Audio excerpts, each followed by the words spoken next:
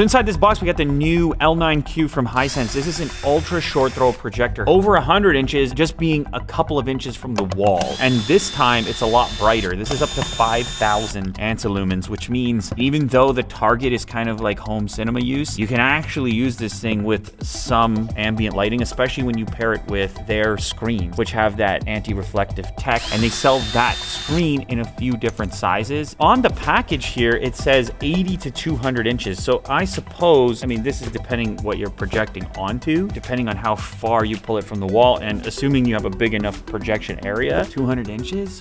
Whoa. And I suppose that's possible now because of this increased brightness. However, it's important to note you're still dealing with your same resolution, but 200 inches? And I'm looking at Will, by the way. So we have a box inside a crate, and it looks like DHL was involved. I mean, the design of this thing, look at the golden touch to it. Sound looks like some sort of collaboration with DVLA. The low end on this thing, what is going on right now? I'm just trying to get this out without taking every screw out of this bin.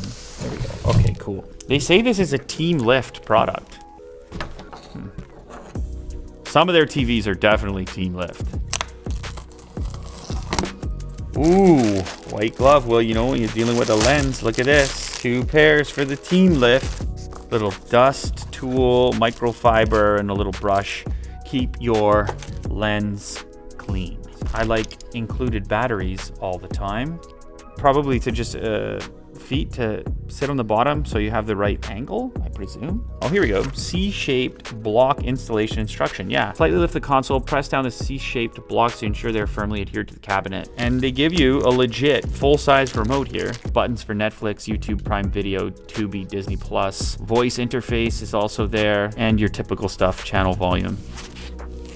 Ooh, here is our ultra short throw. This is a 200-inch capable device, and I'm just holding it like this. Like, well, you're not moving a 200-inch TV around. I mean, even a 100-inch, because we've had the 100-inch display in here as well, right?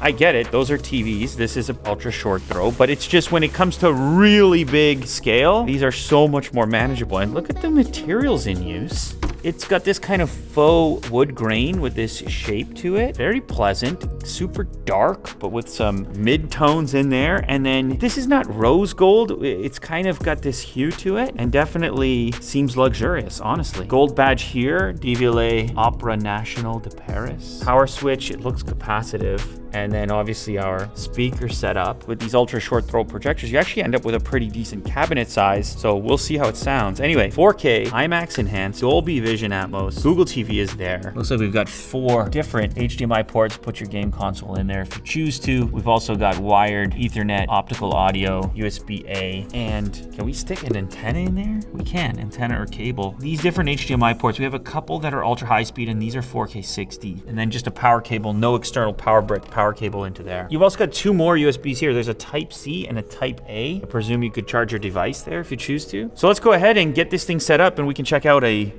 enormous 120-inch image. Let's do that.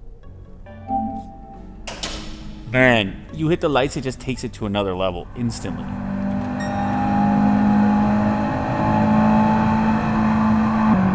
Uh-oh. Woo!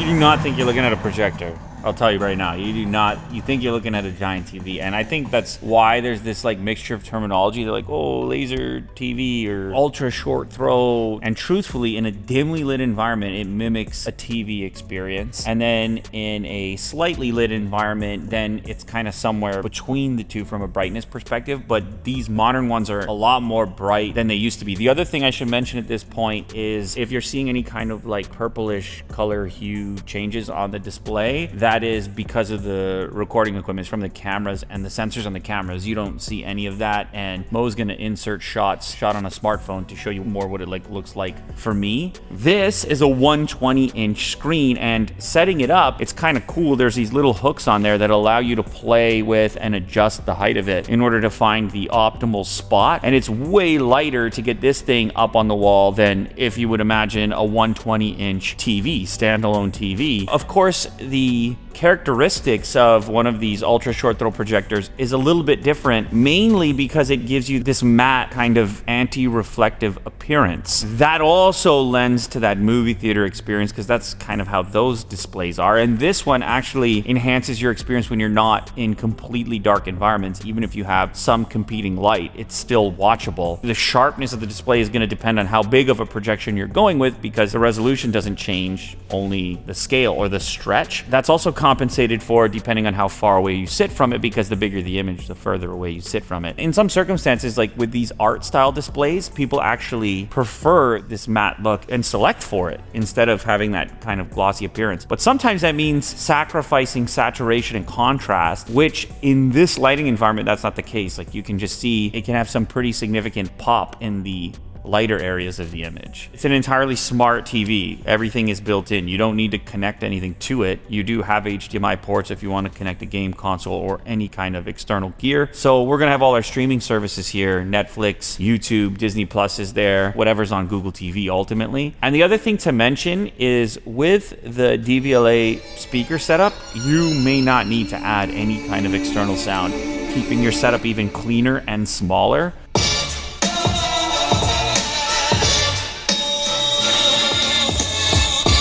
Now, if you're using this in like a theater setting, you may still want to add external sound, but as a TV replacement, that's more than sufficient and louder than a lot of TVs that we get to feature. And I think part of it is the cabinet design, the fact that everything's firing forward right at you. A lot of these TVs now, it's like reflecting off the wall and it can sound a bit muffled, but like that's not the case here. So I'm glad they actually paid some attention to audio for people who want a minimal setup and don't want to add any extra speakers or equipment.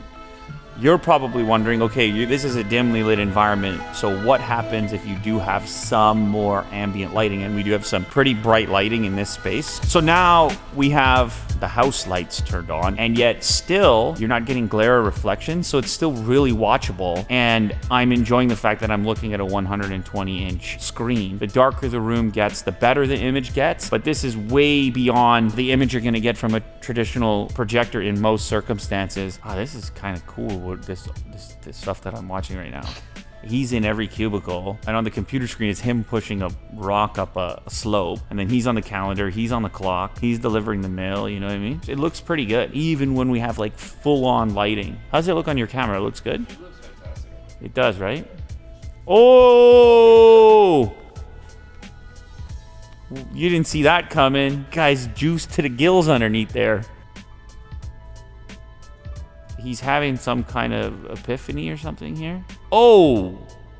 See ya. Kill the old guy, spawn the new one. Wow. You know, I didn't know what I was in for clicking on these visuals videos, but this by Duncan Hatch, that's pretty cool. You should check that out.